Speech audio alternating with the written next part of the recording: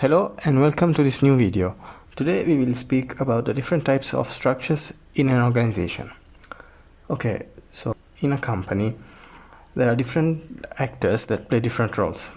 For example, can a football team be composed only of strikers? I don't think so, it's not possible. Or even, can a primary school have only teachers that can teach one subject and forget about the other subjects? Not possible again.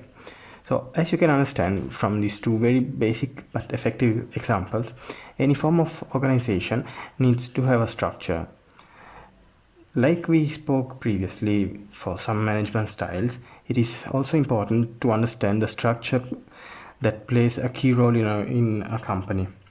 So the main points of a structure to note down would be achieve efficiency in a utilization of resources, provide opportunities for monitoring performances, ensure the accountability of individuals, guarantee coordination between the various parts of the company, create job satisfaction, including opportunities for progression, adapt to changing circumstances brought by internal or external developments.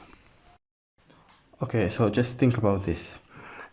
I'm coaching the best players in the world and I put them on the pitch not in their proper places. Say I put the striker as the goalkeeper and the goalkeeper as the midfielder. Do you think that the team will perform as well as if I put the players in the proper places? That is what achieve efficiency means. Continuing with the football example, a team is composed of a set of defenders, midfielders and strikers, and of course the goalkeeper. What do you think would happen if the defenders keep the ball to themselves without passing it to the front players? Will the team win the match? What I'm saying here is that the team, or if you like the organization, must work in a coordinated way in order to reach the best outcome possible. Organizations do not compete in a static environment. Instead, they compete in an ever-changing environment. Let's say an evolving one. For example, say I start a match with 4 defenders, 4 midfielders and 2 strikers. During the match, it's possible that I will change my formation in order to better face my opponent. So then, as you all can understand, the point of having a structure is the division of the work between individuals and a formal organizational relationship that are created between them. Okay, so then going a bit more in detail, it is possible to state also that the relationship between individuals can be classified in line, staff, functional and lateral.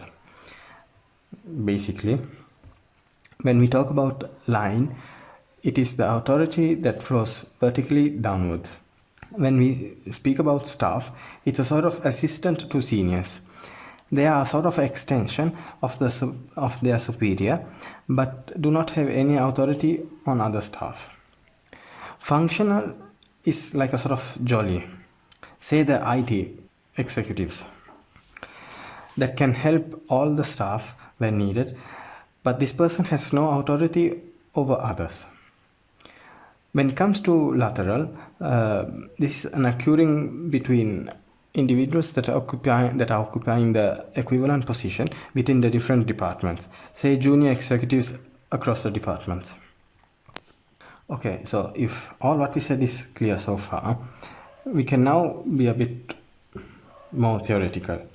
And ladies and gentlemen, may I introduce you to the functional structure.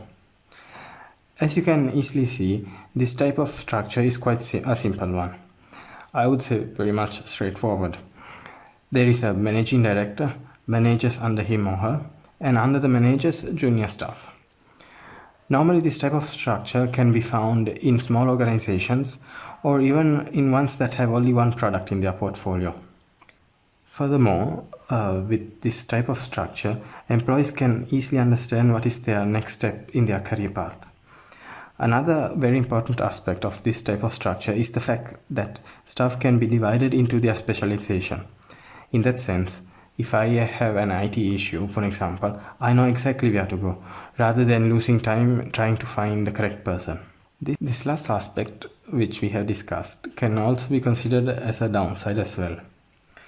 What I mean by that is the fact that having people separated into departments means that there is a lack of exchange of ideas between the departments. Another negative aspect of this type of structure is that the fact that human bond will be low because departments are separated. A very similar version to the functional structure is the product-based structure. In this case, the focus is put on the product or service. For example, companies like Apple, Sony, Google, and so on can be considered in this category. Taking Apple, for example, there is the higher management, but then below them, we can find products like iPhone, iPad, Mac, and so on. Under each of these products, we can find departments such as production, marketing, research and development, finance, and so on. As organizations diversify their products, a different type of structure is needed to better monitor each product. In this case, the best way of monitoring each product is by using the divisional structure. The idea behind this type of structure is that each unit acts as a profit center. For example, taking Samsung, this company is much bigger than you think. We can have Samsung Electronics, washing machines, phones, ACs, so on. Samsung Engineering, constructions of oil refining plants, power plants, water treatment, and so on. Samsung Everland, environment and assets, food, culture and resorts. Samsung Life Insurance, well, self-explanatory. Samsung Heavy Industry, container, tankers, cruisers, and so on. So, and the list goes on of this company. So the point here is that each division has their own board, and the main board is held with the HQ. Another interesting structure is the matrix structure.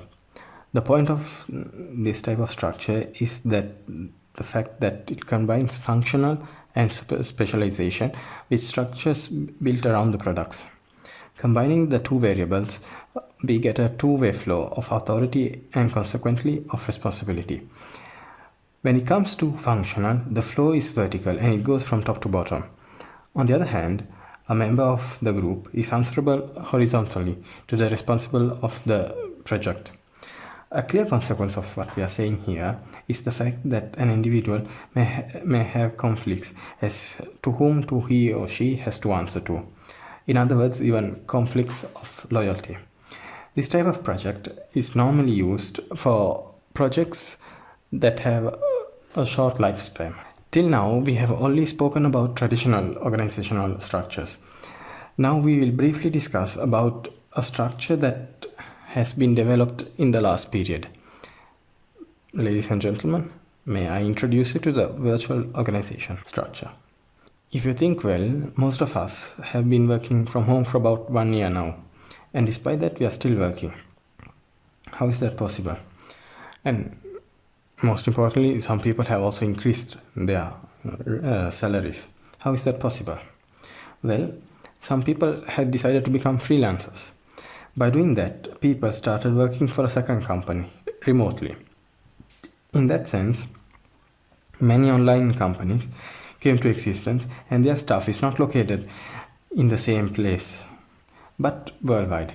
For example, take sites like Fiverr, Upwork, TopTal, and so on. All these websites offer services that can be used by companies to get a certain work done. For example, I personally remember that in my previous company, we were having 2 freelancers, one writing contents for blogs, another one doing some voiceovers. To a certain extent, it's possible to say that it's cheap. Why? Because the freelancers, once they complete their work, they go separate ways with the company. So then it's a contract only for that specific work. Finally, we can discuss about structural changes. As we have spoken till now, companies compete in an environment. For that matter, it is important that the company adapts to the environment as soon as possible in order to better compete. Take for example the current situation. Many companies have closed because they were not able to adapt to the situation. In that sense, using one type of organizational structure is not the way to go. Instead, companies should be more flexible and change according to the situation. In that case, managers have different options which they can use. However, briefly we will touch two options. One way to solve the problem is going for a downsize. The other is re-engineering. In the first case, the company changes its size, often becoming smaller, and as a consequence of that, it should be more flexible and linear to the market changes. On the other hand, re-engineering is basically redesigning the business process, trying to become more efficient.